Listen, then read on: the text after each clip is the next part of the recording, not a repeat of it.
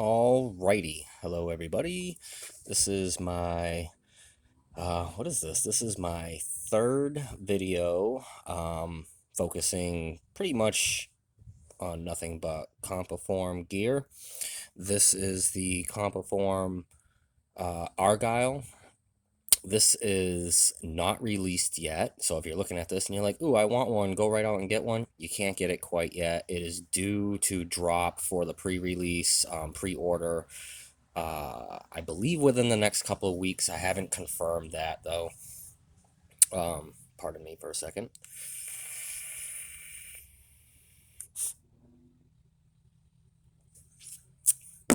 Beautiful.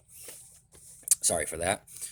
So this is my breakdown thoughts and views on this. I'm going to start this one off a little bit differently and showcase a couple of different ways that I have found that you can fidget this. You can go up, you can go down, both directions. You can go up, rotate, ladder it down. I honestly like flipping it and laddering it back down. It's very fun to do it that way. This also has the ability to go up and rotate and come back down in either direction, of course, multi-directional. And thanks to Eugene, I saw a new way to do it, which is push up from the corner, and it kind of just does that all in one solid motion. I really like that. I tip my hat to him to finding that unique little way to do this. But you can also be flipped over and done single direction in the back. It will not go side to side if you have it upside down. It is just limited to the up and down clicking, which is fine if you're looking for a standard, just up and down, snappy clip. That is perfect. If you're looking for a little bit more variety, then of course something like this is super fun. This is almost all the way through the break-in process, and I've mentioned that in almost every video I've done so far, but on this video I'm gonna really delve into that, or dive into that,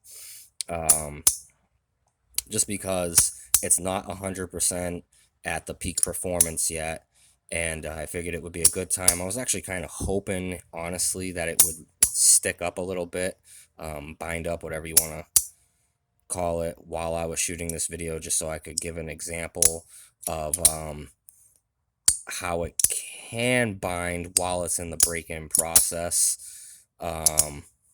Doesn't seem to really be wanting to do that right now, unfortunately, so I really can't give an example. But I'm going to mention again, although I call this a review video, it's more my thoughts and opinions on it. There's not too many things you can review about clickers and sliders. There's not a ton of moving parts. There's not multiple different ways that you can use it. There's a few different ways that you can fidget with it, but in the end, it's just a slider clicker, and you can experiment with your own little ways of playing with these things. Two-hand, it's very nice two-handed, very quiet two-handed, because you're preventing that snap into place. So if you're looking for a quiet fidget, very fun to do it two hands and be very quiet. Now let's really get into this. When I talk about the break-in process, I am talking about these particular ones that are designed like this, like the Clover and the Argyle.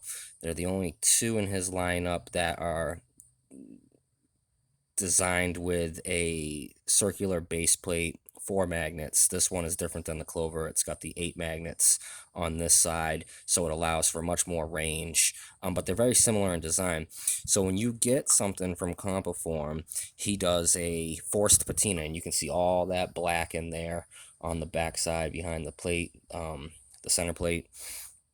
That is a forced patina, and that is covering the entire thing. So all of the shiny brass that you see here, see how it's kind of still dark up in there, a little dark, not much, but a little dark still in here, a little bit of darkness to the edge. It's all black. And to get it to this level, you either have to remove the patina yourself or just use the heck out of it. So on this one here, I did a light patina removal, but not complete. And then I really wanted to actually focus on how long it would take to break this in. I'm coming up on 2 weeks now, I believe, using this for at least an hour's worth of fidgeting uh, each and every day, if not a little bit more than an hour. So we're talking quite a few hours here that have been put into this, and I still don't consider it at the peak level. Um, Still got a few more days, a little bit of this darkened area here that'll eventually fade off and wear into this kind of self-polished area, just like that one is. You can see the specific wear grooves and how it shines. That'll get more and more over the next week as I continue to use it daily. Um, so let's see, I showcased different ways you can fidget with this. Back into the breaking process. So this got stuck quite a few times, especially when it was brand new and the patina was pretty much whole on there. You'd get a few clicks and it would lock in place.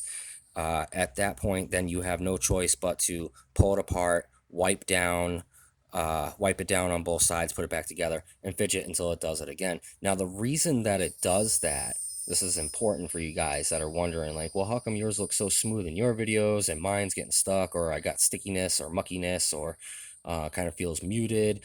Well, because as these plates slide on each other, it is actually shaving very tiny amounts of that patina.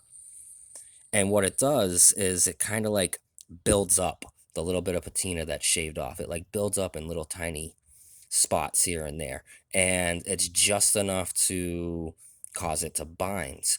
But as you go through and wear that patina off and let the metal parts polish itself out, the action just becomes smoother and smoother and smoother until it gets to the point where you really don't ever have to separate it, and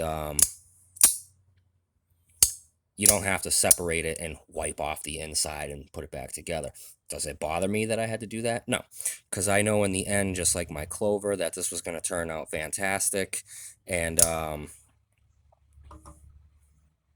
eventually I will never have to worry about that again.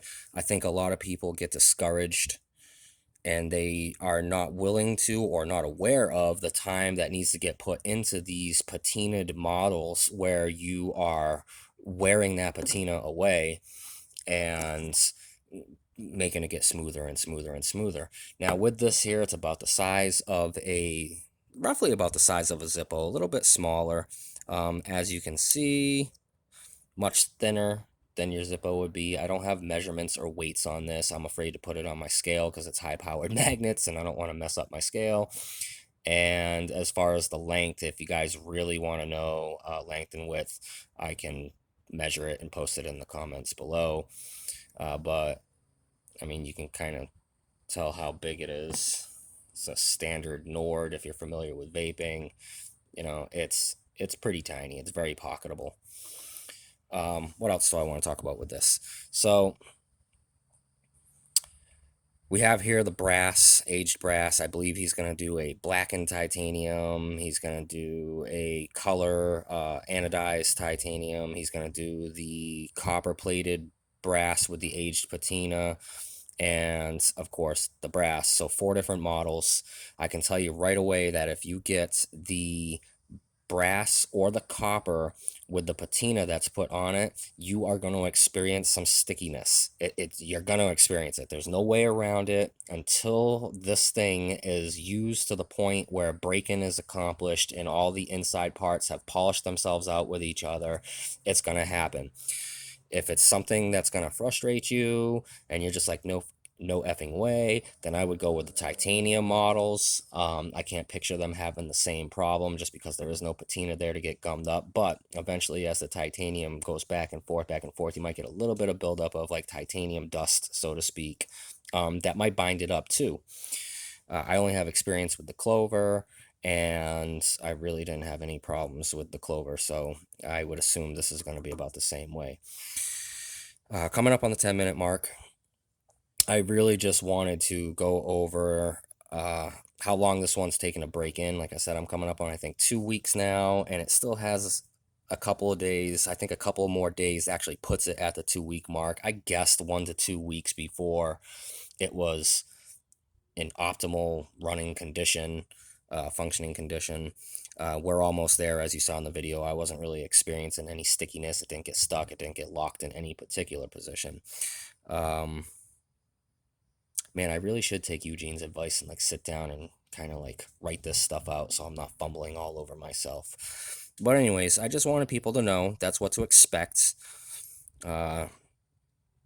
There's multiple different ways that this can be fidgeted with. I didn't even showcase all of them in this video because I'm drawing a blank. I have literally 14 minutes worth of data space for video on my phone, and I'm over 10, so I have to end this video no matter what here very soon. My phone's going to run out of space. I do all these videos from my phone, by the way. I don't have cameras and tripods and setups like some of the professional guys that do these. I'm just a newbie trying to give the community a little bit more info on products that don't have a lot of info on them. If you do have any questions, hit me up in the comments, either on YouTube or on Facebook, because this is going to be posted in both places. I'll try my hardest to answer them. If I forgot something important that you wanted me to mention in this video, I'm so sorry. Again, I don't normally do this. I will say real quick before I end it that this is the insides. 4 on one, 8 on the other. It is a pressed hardened steel pin. I'm assuming it's just a hardened standard stainless pin that's pressed in there. Magnets are glued in. You got the track. You cannot go side to side with this because of that track. You can go up, you can spin it, you can go down, all directions up and down. You can rotate it both ways in any of the 3 up and down positions, but you cannot go, obviously, side to side because that center pin and the track locks it in a center track. So, yeah. I'm sorry if that was a horrible video, if you guys didn't gain much from it. Hopefully you got the info you were looking for. Hopefully after watching this you can make up your mind if you really want it or not. If you do, again, get the copper or brass. Keep in mind there is at least a couple of weeks with about an hour each day, or more hours and less days, whichever way you want to look at it. Let's just say 14 to 20 hours worth of playing with this thing before it reaches optimal performance, in my opinion. I'm assuming my opinion is pretty correct, though, because as it wears and gets used and each day goes by, it gets smoother and smoother, and I find myself not having to wipe down the internals with a cloth real quick as often as I did when I first got it. So, hope you guys enjoyed it. Sorry it's a fumble mess. All of my videos are going to be a fumble mess. I'm not one to sit down and do this like professionally and get all into it and have a whole list to the side where I'm going 1 point by 1 point. If you have questions, again, hit me up in the comments. I'll try my hardest to answer them. If you stuck with the whole 13 minutes, going on 14 minutes, awesome. I need to end this. My phone's about to run out of space. Y'all have a fantastic day.